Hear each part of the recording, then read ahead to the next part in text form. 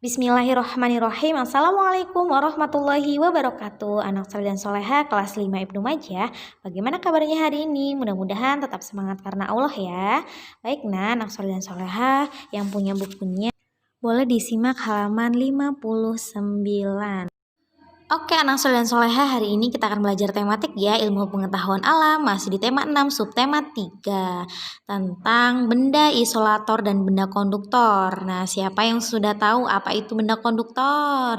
Ya, silahkan disimak ya nak ya. Jadi benda konduktor adalah benda yang dapat menghantarkan panas. Benda konduktor biasanya terbuat dari bahan kaca dan logam seperti besi, aluminium, dan tembaga.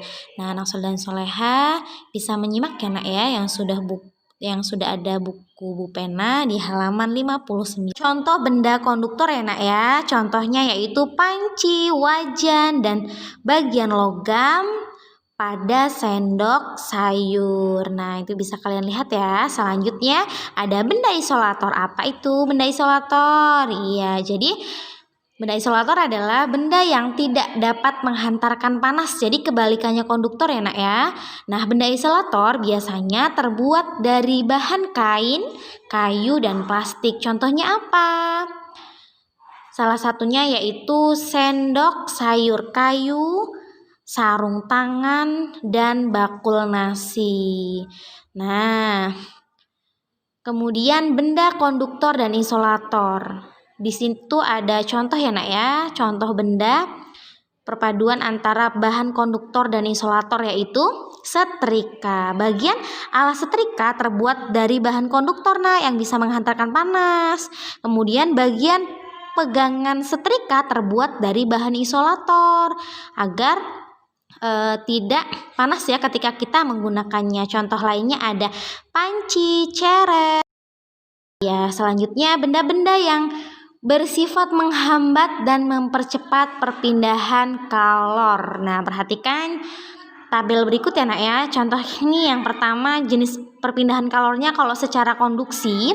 Nah, ini caranya bisa menggunakan benda-benda yang bersifat isolator atau yang tidak dapat menghantarkan panas seperti karet, plastik, kain wol, dan ebonit. Nah, kemudian cara mempercepat perpindahan kalornya bisa menggunakan benda-benda yang bersifat konduktor yang bisa menghantarkan panas.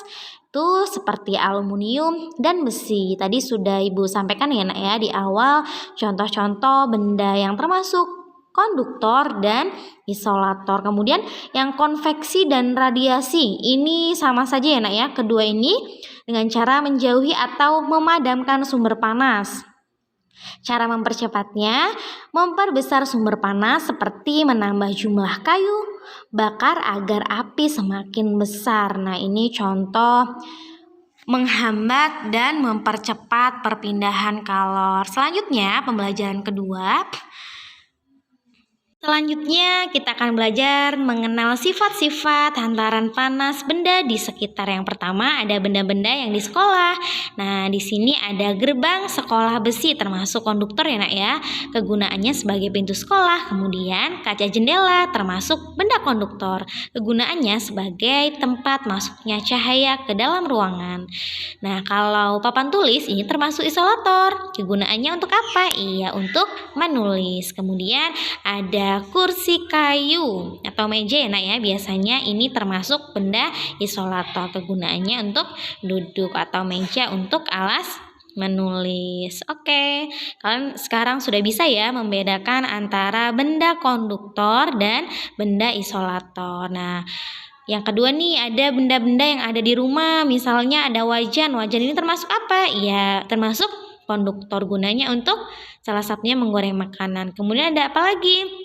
Panci ya, pintar, termasuk konduktor. Kegunaannya untuk memasak air atau sayur. Selanjutnya ada selimut yang isolator, termasuk isolator ya nak ya. Gunanya untuk menjaga badan agar tetap hangat. Kemudian apalagi yang isolator? Ya, salah satunya handuk. Ini karena terbuat dari kain ya nak ya. Gunanya untuk mengeringkan badan. Nah, handuk, selimut ini termasuk isolator, dan wajan, panci termasuk benda konduktor. Nah, benda memiliki kemampuan panas yang berbeda-beda dalam menghantarkan panas. Benda yang dapat menghantarkan panas biasanya terbuat dari besi, kaca, tembaga, seng, dan aluminium. Sedangkan benda yang tidak dapat menghantarkan panas biasanya terbuat dari apa tadi, Nak? Ya, pinter. Kayu, kain, gabus, plastik, dan karet. Itu dia perbedaan bahan ya, benda konduktor dan isolator. Selanjutnya menjelaskan alat-alat yang digunakan untuk menghambat perpindahan kalor dalam kehidupan sehari-hari. Kalian bisa lihat di situ ada contoh benda setrika ya. Fungsinya untuk apa, Nak? Untuk merapikan pakaian. Nah, manfaatnya setrika memanfaatkan prinsip perpindahan panas secara konduksi. Karena sumber panas setrika berasal dari elemen yang dipanaskan. Panas yang dihasilkan kemudian memanaskan alas setrika yang bagian bawah.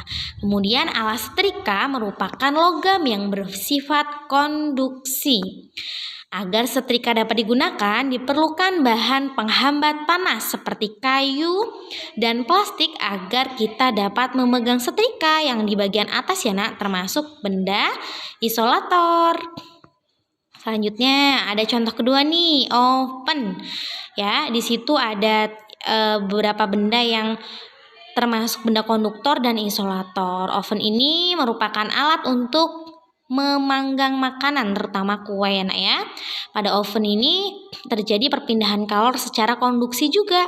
Bagian dalam oven terbuat dari aluminium.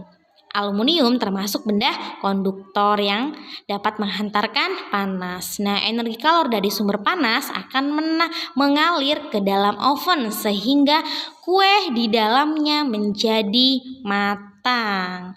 Namun, ada bagian juga yang bersifat isolator, yaitu pengatur suhu. Penggunaan isolator bertujuan untuk mencegah panas mengalir ke bagian tombol.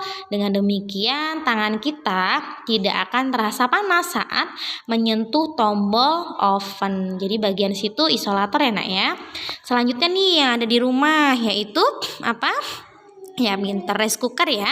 Kita lihat bagian atasnya itu ada pegangan tutup, kemudian ada tutup penanak nasi, kemudian panci penanak, bagian depannya ada pelindung luar, kemudian penunjuk rice cooker, penunjuk keep warm, dan saklarnya. Itu ada benda-benda yang termasuk konduktor yang mana? Ya, salah satunya yang di bagian tengah ya, yang panci penanak itu ya. Kemudian yang bagian isolatornya ya, pintar, tutup penanak, kemudian pelindung layar, dan yang lainnya yang bisa kalian lihat perbedaan antara perpaduan benda isolator dan konduktor. Sekarang kalian bisa tidak ya menyebutkan cara untuk menghambat perpindahan panas pada gambar di samping ya.